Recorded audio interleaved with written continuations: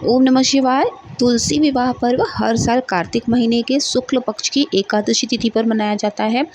11वें चंद्र दिवस यानी कि प्रबोधिनी एकादशी से त्यौहार ये शुरू हो जाता है और पूर्णिमा की रात्रि यानी कि कार्तिक पूर्णिमा तक चलता है। इस दिन भगवान विष्णु के विग्रह स्वरूप यानी कि शालिग्राम और माता तुलसी का विवाह संपन्न करने का विधान है।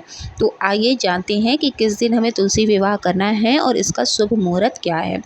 जो तुलसी विवाह है द्वादशी तिथि की शुरुआत 12 नवंबर को शाम 4:04 पर होगी, जो अगले दिन यानी कि 13 नवंबर को दोपहर में 1:01 पर समाप्त हो जाएगी। तो उदया तिथि पड़ने के कारण तुलसी विवाह 13 नवंबर को ही मनाया जाएगा। अब बात कर लेते हैं कि बहुत ही सरल रूप में हम कैसे तुलसी विवाह की पूजा विधि बिना गलती के कर सकते हैं। बहुत सारे लोग हैं जो तुलसी विवाह के दिन उपवास रखते हैं और विवाह संपन्न होने के बाद ही अपना व्रत खोलते हैं। तुलसी विवाह में फूल या साड़ियों से, केले के पत्तों से मंडप तैयार कर लिया जाता है। फिर तुलसी माँ को दुल्हन की तरह चुनरी ओढ़ाकर उनको श्रृंगार का सामान चढ़ाया जाता है, उनको अच्छे से सजा दिया जाता है। फिर तुलसी के पौधे और भगवान विष्णु की प्रतिमा को स्नान कराया जाता है। अगर आपके पास भगवान शालिग्राम हो तो आप उनको भी उस पौधे के नीचे रखकर उनको भी स्नान कराकर साथ में उनका भी श्रृंगार कर सकते हैं। उसके बाद उन्हें माला फूल पहनाई जाती है। तुलसी विवाह के दौरान तुलसी जी का 16 श्रृंगार किया जाता है। उन्हें गहने, लाल बिंदी, साड़ी आदि से सजाया जाता है और भगवान विष्णु के शालिग्राम को धोती पहनाई जाती है। लेकिन अब क्योंकि पौधा अगर बहुत छोटा है, भगवान शालिग्राम भी छोटे से हैं, तो फिर तुलसी जी और भगवान विष्णु को कलावा के वस्त्र से में भी आप जो है उनका श्रृंगार कर सकते हैं और माता को सिर्फ एक छोटी सी चुनरी भी ओढ़ा सकते हैं। तुलसी विवाह पुजारी और सभी आयु की महिलाओं द्वारा भी संपन्न कराया जा सकता है। तुलसी विवाह का समापन भक्तों द्वारा नवविवाहित युगल पर चावल और सिंदूर की वर्षा के साथ होता है। विवाह संपन्न होने के बाद सभी भक्तों को भोग का वितरण किया जाता है।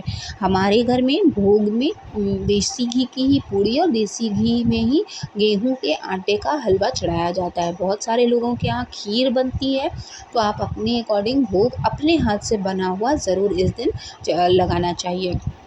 हमारे धर्म में तुलसी विवाह का विशेष महत्व है। इसे देव उठनी एकादशी के रूप में भी जाना जाता है। माना जाता है कि इस दिन भगवान विष्णु अपनी 4 महीने की योग निद्रा से जाग जाते हैं और 4 महीने यानी कि चतुर्मास में किसी भी प्रकार का शुभ और मांगलिक कार्य नहीं किया जाता। तुलसी विवाह से ही सभी मांगलिक कार्यों की शुरुआत हो जाती है। जो घर में तुलसी विवाह एवं पूजा का आयोजन करता है, उसके घर में परिवार से में जो भी क्लेश होता है, विपत्तियाँ होती हैं, वो दूर हो जाती हैं और माता लक्ष्मी और भगवान श्री हरि की कृपा से उनके घर में धन संपत्ति में हमेशा वृद्धि होती रहती है। इसी के साथ साथ जो आप विशेष रूप से भगवान शालिग्राम के लिए या श्री हरि के लिए जो दीप जलाएंगे, वो होगा तुलसी की लकड़ी का। तुलसी की लकड़ी ले लीजिएगा सूखी, उसमें आप चाहें तो रुई भी लगा सकते हैं, नहीं तो आप कलावा बांध कर उसको अच्छे से घी में भिगो लीजिएगा और उस दीप को जब आप श्री हरि के सामने जलाते हैं तो उस दिए का विशेष महत्व बढ़ जाता है। कार्तिक मास में जहाँ पर दीपदान का विशेष महत्व होता है, वहीं पर जब आप तुलसी के लकड़ी का दीप जलाते हैं तो वो श्रीहरि आपका दीपदान ज़रूर स्वीकार करते हैं, आपका मार्ग प्रशस्त करते हैं और आपके ऊपर कभी भी दुविधा नहीं आने देते हैं। तो यहाँ पर हमने भोग बना लिया है।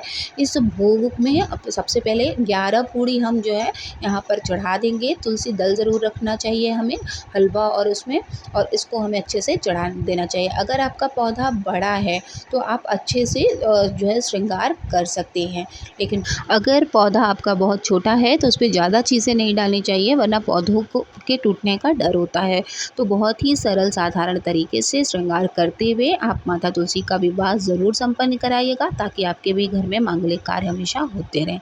आई होप कि आप सभी के लिए ये वीडियो बहुत यूज़फुल रही होगी। वीडियो अच्छी लगे तो प्लीज़ चैनल को ज़रूर सब्सक्राइब कीजिएगा।